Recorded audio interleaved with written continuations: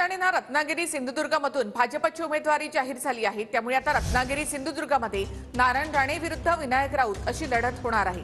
तर नारायण राणेंना लटकवून उमेदवारी मिळाल्याची टीका खासदार विनायक राऊतांनी केली आहे। जनता पक्षाने माझी उमेदवारी घोषित केलेली आहे।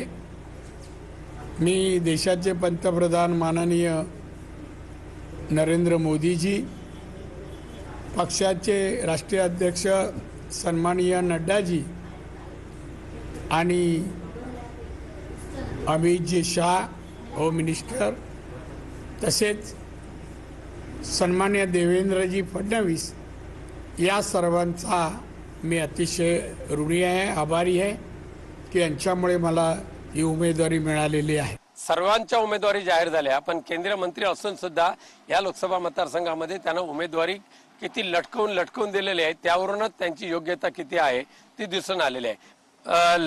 ह्या लढतीमध्ये सुद्धा खासदार विनायक राऊत जे शिवसेना उद्धव बाळासाहेब ठाकरे आणि इंडिया आघाडीचे उमेदवार आहेत, हे तिसऱ्या विजयाची हॅट्रिक करणार आणि दुर्दैवाने नारायण राणे यांना तिसऱ्या पराभवाची हॅट्रिक करावी लागेल।